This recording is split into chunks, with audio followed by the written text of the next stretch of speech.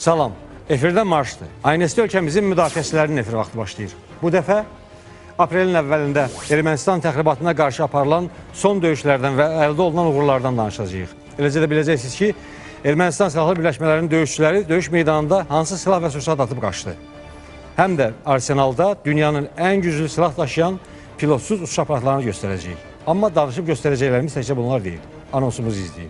Əsas sujetimizdə aprelin əvvəlində ordumuzun cəbhədəki döyüş əməliyyatlarının gedişatından, o döyüşlərdə iştirak edən zabit və əskərlərimizlə birgə danışacağıq. Biləcəksiniz ki, bu qısa savaşın uğuru nədir? Azərbaycan ordusu döyüş imkanlarının hansı səviyyədə olduğunu göstərdi.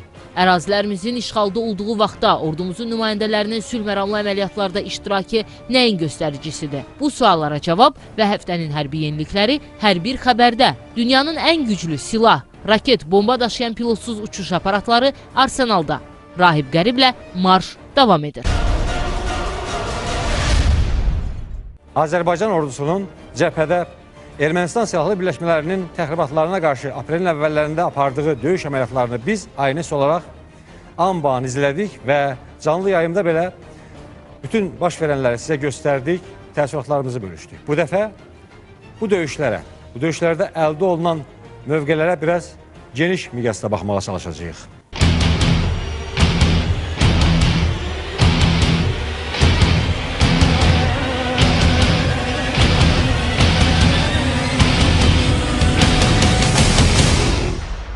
Aprelin ilk günlərindən başlayaraq Azərbaycanın işğal olunmuş əraziləri istiqamətində Ermənistan tərəfinin təxribatları nəticəsində cəbhəyanı Azərbaycan əraziləri Ermənistan silahlı birləşmələrinin ağır artilleriya silahlarından, yayılım atəş sistemlərindən açılan atəşləri nəticəsində ciddi ziyan gördü. Cəbhəyanı kəndlərin hamısında ciddi dağıntılar oldu. Bu gərgin vəziyyətə baxmayaraq cəbhə xəttinə yaxın ərazidə yaşayan sakinlər evləri tam dağılsa belə kəndləri tərk etmədilər. Əksinə, cəbhə xəttinə döyüşçülərimizə kömək üçün gənclər, kənd sakinləri axışmağa başladı.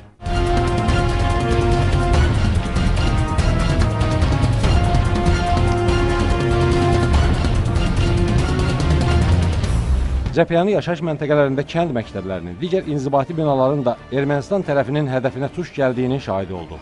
Bunu da zənnimcə onunla əlaqələndirmək olar ki, Ermənistan tərəfi vaxtilə Azərbaycan ordusunun bölmələrinin dislokasiya olunduğu bu yerləri vurmaqla köhnəlmiş kəşfiyyat məlumatlarına malik olduqlarını gözləyirdi.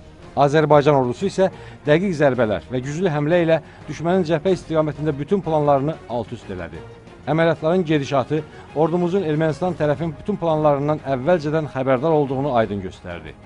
İşğalda olan Cəbrayıl və Füzuli rayonları istiqamətində düşmənin toplanma rayonlarına, qərargahlarına, irəliləyən döyüş texnikasına, pilotsuz uçuş aparatlarının kəşfiyyat məlumatları əsasında vurulan dəqiq artilleriya zərbələri bir an içində düşməni çaşqın vəziyyətə saldı. İllərlə işğalda olan Füzuli, Cəbrayıl və digər Azərbaycan ərazilərini möhkəm əldə saxlamaq, həmçinin cəbhəyanı əraziləri atəş altında saxlamaq üçün Ermənistan silahlı birləşmələrinin dayaq nöqtəsi kimi istifadə elədiyi Lalə İlahi Təpə yüksəkliyi ilk döyüşdə döyüşçülərimiz tərəfindən ələ keçirildi. Bu istiqamətdə gələcək təmizləmə əməliyyatları üçün Azərbaycan ordusunun müvafiq bölmələri yer dəyişmə edərək vacib strateji yüksəkliklərə, daha operativ taktiki fəaliyyət mövqelərinə çıxdılar.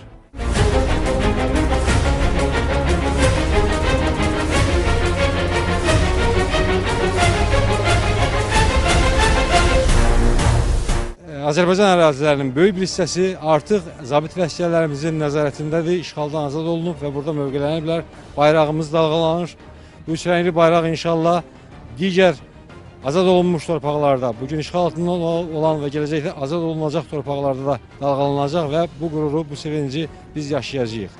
Ermənistan silahlı birləşmələrinin son təxribatlarına qarşı ordumuzun apardığı uğurlu əməliyyatlardan biri də Goranboy rayonu istiqamətində oldu. Bu istiqamətdəki döyüş əməliyyatlarını həyata keçirən zabitlərimiz rayonun illərlə Ermənistan tərəfin atəşi altında yaşayan Tap Qaraqoyunlu kəndi istiqamətində müdafiədə dayanan qüvvələrimizin bir həmlə ilə işğalçı düşmənin uzun müddətli atəş nöqtələrini, istehkamlarını darmadağın etdiklərini dedilər. İndi burada ölkəmizin cəbhəyanı yaşayış məntəqələri atəş altından çıxaraq cəbhə xəttindən tam təhlükəsiz uzaqlıqda qalıblar. Son günlər haqqında danışılan ordumuzun işğaldan azad etdiyi, daha doğrusu hücuma keçərək, erməni təxribatını dəf edib hücuma keçərək əldə etdiyi yüksəkliklər deyik. Bu yüksəkliklər bir deyil, bir neçə silsilə yüksəkliyidir.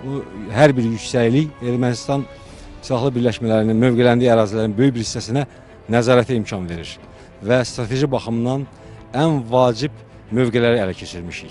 Yoldaş polkovnik, sizdən eşidək, bugünkü aldığımız mövqelər, bugünkü gördüyümüz işlər, apardığımız döyüşlər, uğurlu qələbələr sabahın hansı işlərinə, hansı əməliyyatlara imkan yaradıb? Gördüğünüz bu yüksəklik düşmənin tapdaq altında idi. Azərbaycan qəhrəman igid oğulları sayəsi nəticəsində düşmənlər qovuldu bu yüksəklikdən. Hal-hazırda Talış yaşayış məntəqəsi Azərbaycan ordusunun nəzarətindədir. Bugün hal-hazırda Tapqaraqulu kəndi düşmən tərəfdən heç bir qorxusu yoxdur. Cəbhənin bu istiqamətində Ermənistan silahlı birləşmələrinin təxribatına qarşı keçirilən əməliyyatların nəticəsində Talış kəndi istiqamətində düşmən 4 kilometrə yaxın məsafədə geri otuzdurulub. Onlarla strateji yüksəklik ələ keçirilib. Ordumuzun yeni mövqelərinə gəldiyimizdə burada möhkəmlənmə, mühəndis istehkam işlərinin aparıldığını gördük. Zabit və əsgərlərimizlə söhbət zamanı bu yüksəkliklərin yaxınlıqdakı yaşayış məntəqələrimizin təhlükəsizliyi baxımından çox əhəmiyyətli olduğunu bir daha öyrəndik. Düşmən üzərində bu qələbənin, onların əhval ruhiyyəsinin, qələbə əzminin yüksəlməsində də nə qədər böyük rol oynadığını görüb müşahidə etdik. Böyük həyəcan hissi yaşadıq, çünki uzun müddət idi, bilirsiniz, torpaqlarımız düşmən tapdağı altındadır. Hal-hazırda bizim 20 il ayağımız dəymədi, torpaqların üstündə gəzirik. Arzum budur ki, daha da irəliyə gedək, son damla qanımıza kimi vuruşaq, öz torpaqlarımızı düşmən tapdağı altından azad edək. Əsgər Əhmədov, Namil Asifoğlu. Mən sevinirəm ki, bugün torpaqlarımızı düşmən tapdağı altından azad etdik və hərbçilərimizə və bütün Azərbaycan xalqına öz təbriklərimi çatdırıram. Bizim ordumuz həmişə qələbələri çox olsun.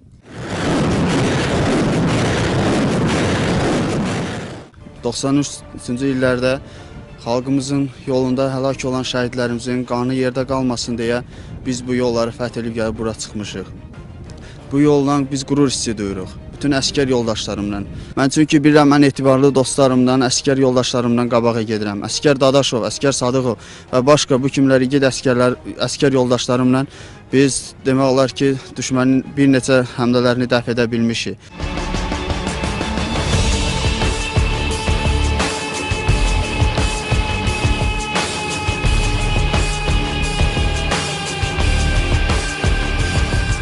Ermənistan silahlı birləşmələrinin daha çox qüvvə topladığı Tərtər rayonu istiqamətində aparılan əks əməliyyatlarda burada Seysulan və Madagez kəndləri istiqamətində cəbhənin ərazilərin müəyyən hissəsi işğalçılardan təmizlənərək cəbhə xəttində yerləşən kəndlərin qismən təhlükəsizliyi təmin olundu.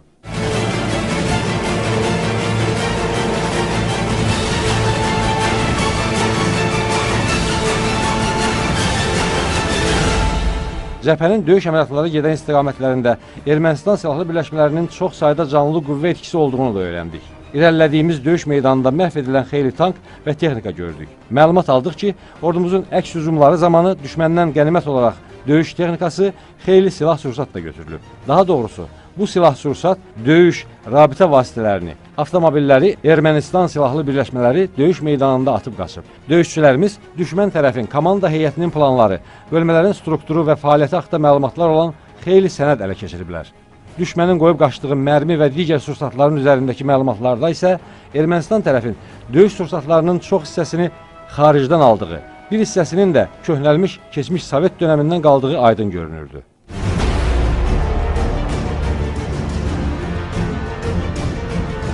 Cəbhə boyu döyüşlərin getdiyi mövqelərdə Ermənistan tərəfinin yaratdığı yalançı məğlub edilməzlik əfsanəsinin puça çıxarmaqdan yaranan özünə inam hissi zabit və əsgərlərimizin özündən aydın oxunurdu. Onların hər biri son uğurlu əməliyyatlarından daha da ruhlandırıqlarını, düşmənə daha böyük sarsıdıcı zərbələr endirməyə hazır dayandıqlarını bildirdilər. Döyüş çox qızğın keçdi və yuxarı komandanlığın əmri ilə biz hücuma keçdik. Düşmənin müqavimətinə də baxmayaraq bizim ordumuz rəşadətlə vuruşdu və böyük bir uğura imza atdı. Bu gözlənilən bizim içimizdən gözlənilirdi bu hücum, bu qələbə. Nəhayət ki, biz bu qələbəyə imza atdıq və biz inşallah inanırıq ki, daha da böyük uğurlara imza ata bilərik. Biz hər an komanda gözləyirik.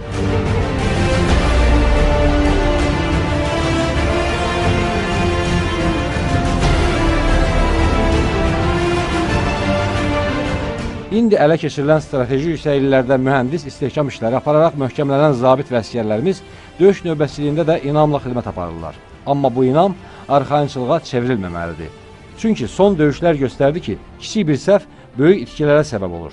Bu arxayınçılığa yol verən, güclü döyüş imkanlarına malik olması haqqında nağıllara uyan Ermənistan tərəfinin bu məğlubiyyəti və döyüş meydanında aciz qalması elə bizim üçün də dərs olmalıdır. Daim gücümüzə inanmaqla yanaşı, onu səfərbər edib işğalçılara daha böyük, sarsıdıcı zərbələr vurmağa hazırlaşmalıyıq.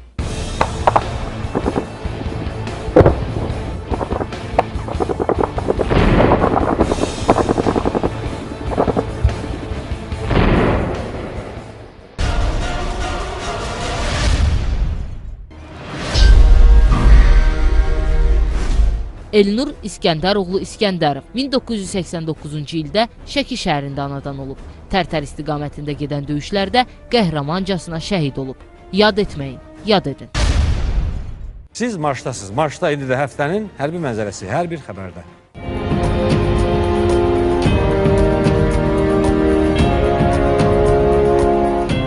Aprelin əvvəlində cəbhədə başlayan döyüşlər səngisə də yenə gərginlik qalmalıdır. Bu gərginlik də təşviş içində olsa belə, qorxu içində olsa belə yeni Ermənistan silahlı birləşmələrinin ordumuza qarşı təxribat keçirmək cəhdləri ilə bağlıdır. Həftə ərzində cəbhədə baş verən da Müdafiə Nazirliyi mətbuat xidmətinin yaydığı məlumat izləyir. Aprelin 11-də cəbhənin müxtəlif istiqamətlərində 60, 82 və 120 mm-lik minatanlardan da istifadə etməklə sutka ərzində atəşkəs rejimini ümumilikdə 117 dəfə pozan erməni silahlı bölmələrinin atəş nöqtələrinə, mövqelərinə və səngərlərinə ordumuz 120 dəfə atəş zərbəsi endirib. Müdafiə Nazirliyi bildirir ki, silahlı qüvvələrimizin bölmələrinin fəaliyyəti nəticəsində qoşunların təmas xəttində düşmənin təxribat cəhdlərinin qarşısı qətiyyətlə alınır. Həftə ərzində bütün cəbhə boyu Ermənistan silahlı birləşmələri müxtəlif çaplı mina atanlardan da istifadə etməklə aprelin 12-sində cəbhə boyu atəşkəsi 100 dəfə, 13-ündə 120, 14-ündə isə 109 dəfə pozub. Bütün hallarda müdafiədə dayanan qüvvələrimiz əməliyyat şəraitini nəzərə alaraq düşmənin atəş nöqtələrinə, mövqelərinə və səngərlərinə güclü atəş zərbələri vurublar. Müharibə, döyüş təbii ki, itkisiz olmur. Amma yüksək komandanlıqdan da aldığımız rəylər nəticəsində deyə bilərik ki, son döyüşlərdə Azərbaycan böyük uğurlara imza ataraq az sayda şəhid verdi. Və bu həftə həmin şəhidlərimiz müxtəlif bölgələrimizdə, eləcə də paytaxtımızda 2-ci Fəxri Xiyabanda torpağa tapşırıldı. Dəfn mərasimlərində şəhidlər ölməz, vətən bölünməz şüarları səsləndi. Bu şəhidlərimiz alqışlanaraq onlara dualar oxundu. Bu həftə Azərbaycanın müxtəlif bölgələrində Ermənistan silahlı birləşmələrinin təxribatına qarşı aparılan döyüşdə həlak olan şəhidlərimiz uğrunda canlarından keçdikləri torpağa tapşırıldı. Şəhid pilotlar Mayor Təbriz Musazadə, Mayor Urfan Vəlizadə, Baş leytenant Bəkir İsmailov və xüsusi təyinatlı qüvvələrinin polkovnik leytenantı Murad Mirzəyev təntənəli mərasimlə dəfn olundular. Dəfn mərasimlərində şəhidlər ölməz, vətən bölünməz şüarı səsləndirilərək şəhidlərimizin məzarları üzərinə əklillər və güllər düzüldü. Ruhlarına dualar oxundu. Dəfn mərasimlərinin əksəriyyətinin keçirildiyi 2-ci Fəxri Xiyabanda bu həftə 1997-ci ilin aprelində cəbhədə ermənilərin təxribatına qarşı əməliyyat keçirərək qəhrəmancasına həlak olan döyüşçülərimiz də yad edilib. İşğal olunmuş Azərbaycan əraziləri istiqamətində ermənilərin hücumunu dəf edərkən düşmənin mühasirəsini yarmağa çalışan bu döyüşçülər son anda ələ keçməmək üçün bir yerə toplaşaraq düşməni yaxına buraxıb onlarla birgə özlərini partlatmışlar. İşğalçı Ermənistan silahlı birləşmələrinin son döyüşdə, döyüş meydanında atıb qaçdığı döyüş texnika vasitələri, rabitə vasitələri, müxtəlif silahlar, sursatlar onu göstərir ki, düşmən döyüşlər zamanı nə qədər çaşqın vəziyyətdə olub. Aprelin 2-sindən 6-sına qədər mövqe savaşında Ermənistan silahlı bölmələrinin döyüş meydanında atıb qaçdığı döyüş vasitələri və texnika Azərbaycan silahlı qüvvələrinin bölmələri tərəfindən ələ keçirilib. Bunların sırasında xeyli sayda silah-sursat, qumbara atan və kiçik artilleriya silahları, gecəgörmə cihazları, xəritə və döyüş sənədləri, avtomobil texnikası, müxtəlif rabitə avadanlıqları da var. Ölkəmizin ən böyük uğurlarından biri də odur ki, ərazilərimiz işğal olunsa da, işğalçı ordu ilə üz-üzə qalsaq da, ordumuzun nümayəndələri müxtəlif sülhməramlıq tədbirlərdə də fəal iştirak edirlər. Onlardan bir qrupu sülhməramlılarımız Əfqanistanda sülhü dəstəkləmə əməliyyatlarının iştirakçılarıdırlar. Neçə ildir? Bu 2002-ci ilin noyabrından başlayıb. Bu həftə sülhməramlı qüvvələrimizin növbəti qrupu Əfqanistana xidmətə yollandı.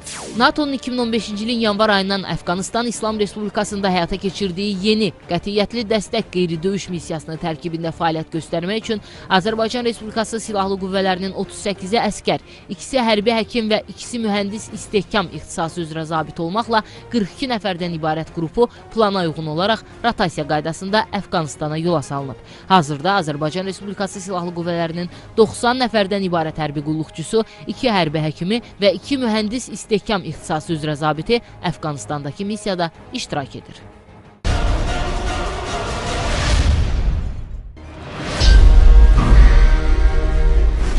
Orxan Əliyev 1996-cı il Qazax rayonunun Aslanbəyli kəndində anadan olub.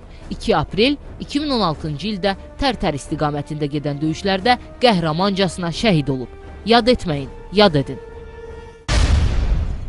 Aprelin əvvəlində ordumuzun Ermənistan təxribatlarına qarşı apardığı döyüş əməliyyatları həm də onunla müşahidə olundu ki, biz bir sıra silahlardan ilk dəfə istifadə etdik. Elə Ermənistan tərəfini təşvişə salan da bu oldu. Onların sırasında kamikadze pilotsuz uçuş aparatları xüsusi yer tutdu.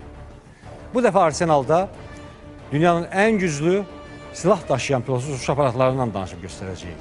Onu da xatırladaq ki, elə bu ilin əvvəlində Müdafiə Səhiyyə Naziri Yavər Camalovun televiziyamıza verdiyi müsahibədə o qeyd etdi ki, ölkəmiz 2016-cı ildə silah daşıyan pilotsuz uçuş aparatları da istehsal etməyə başlayacaq.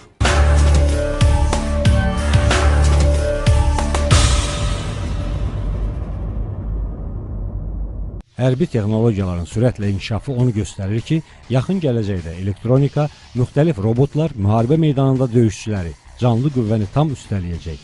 Necə deyərlər, elektron göz hamını hədəfə alacaq və komandir səsi eşidilmədən amansız mikrosxema əmr edəcək, məhv edilsin. Bu istiqamətdə pilotsuz uçan aparatların üstünlüyü tam ələ almaq ehtimalı daha çoxdur. Rəqəmsal pilota heç bir təlim, müntəzəm məşq uçuşları lazım deyil. Mütəxəssislər tərəfindən birdəfəlik proqramlaşdırılan təyyarənin rəqəmsal beyninin yorulmaq, həddən artıq yüklənmə təhlükəsi yoxdur və sözsüz əmrə tabedir. Pilotsuz uçuş aparatlarının istehsalı sayəsində lider olan Amerika artıq silah daşıyan bu cür uçuş aparatlarının da hazırlanıb arsenala daxil edilməsini uğurla reallaşdırıb. Amma bu cəhbədə Amerika tək deyil. Süper güclər hamısı inan və inadla döyüşçülərin həyatını riskdən qurtarmaq yolunda irəliləyirlər. Dünyanın bugün mövcud olan pilotsuz uçuş aparatlarının sırasında ən güclüsü Taranis'dir. 2013-cü ildə hazırlanan Taranis'in füzelyajının altında 2 silah bölməsi var. İstənilən anda onların qapağı açılır və idarə olunan raketlər işə düşür. Stealth texnologiyası ilə hazırlanan turboreaktiv mühərrikli pilotsuz uçan aparat çətin aşkar olunur və yüksək dəqiqliyə malikdir. Taranis uzaqdan yerüstü hədəflərə zərbə endirərək avtomatik şəkildə hava hücumundan müdafiə sistemlərindən yayına bilir. Yayılan məlumatlara görə bu pilotsuz uçuş aparatının hələlik məxfi saxlanılan qitələrarası uçuş mənzili olan qırıcı bombardmançı imkanlara malik variantı da hazırlanıb.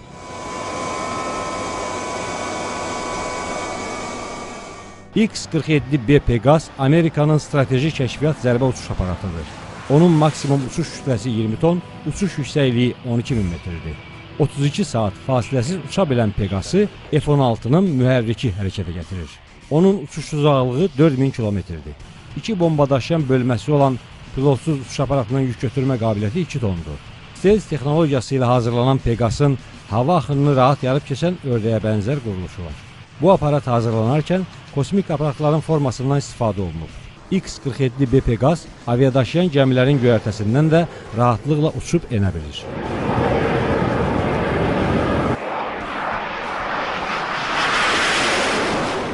MQ-9 Reaper Amerikanın kəşfiyyat zərbə pilotsuz uçuş aparatıdır. Uçuş müddəti 24 saat, sürəti saatda 400 km, uçuş yüksəkliyi 13 min metrdir. 4 ədəd Hellfire raketi ilə 2 ədəd 230 kiloqramlıq idarə olunan bomba ilə silahlanır. Göyərtəsində ərazinin kartoqrafiyasını çıxaran radiolokator, elektron optik nişanalma stansiyası, lazer nişanalma sistemi var. Reaper'nin istifadəsi haqda ən səs-küylü hadisə 2010-cu ildə Əfqanistanda pilotsuz uçuş aparatının zərbəsi ilə Əl-Qaidənin rəhbərlərindən biri olan Mustafa Əbu Yazidin məhv edilməsi olub.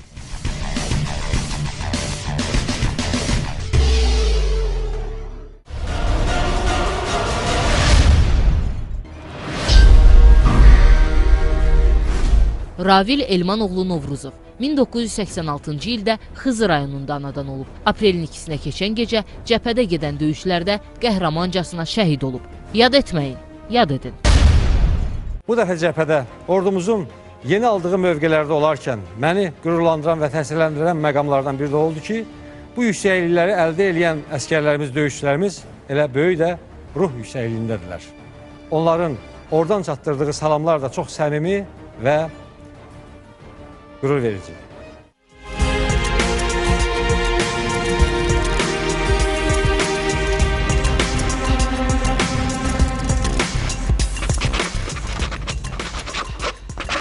Dadaşov Ağadadaş. Burada hər şey yaxşıdır. Mən öz ailəmə, Quba rayonu Alpan kəndinə salam göndərirəm. Bütün məni tanıyanlara, ailəm, anama, atama, bacılarıma hamısına salam deyirəm. Zirvəliyə Vəhət. Buradan da ailəmə salam göndərirəm. Atama, anama, doğmalarıma, bütün məni tanıyanlara, dostlarıma, bütün kəndçilərimə, Giləzililərə buradan salam göndərirəm. Mən də anama, atama, qardaşıma, bacılarıma, həyat yoldaşıma, 2 qızıma, bu gün qızıma günüdür. Onu da buradan təbrik edirəm. Bir yaşı tamam olur Melisa. Bəli, Həsənova Melisa Orxan qızı təbrik edirəm onu. Günə-gün olsun ki, 1 yaşı tamam olur. Günə-gün olsun ki, onu gətirim bu ərazidə gəzdirim. Qarabağ torpağında gəzdirim. Anama, atama, bacıma, qardaşıma, məni tanıyan adamlara hamısına salam göndərirəm buradan. Darıxmasınlar. Bəli, ailəliyəm. Övlad var. Bəli, 2 oğlum var. Adları nədir? Surac Ramal. Gələcəyin tankistləridir. Siz marş hərbi proqramına baxdınız. Silahlı qüvvələrimizin qələbə soraqlı marşını izləmək qismət olsun hamımıza. Torpaqlarımızı azad, Azərbaycanımızı bütöv görmək arzusuyla salamat qalın.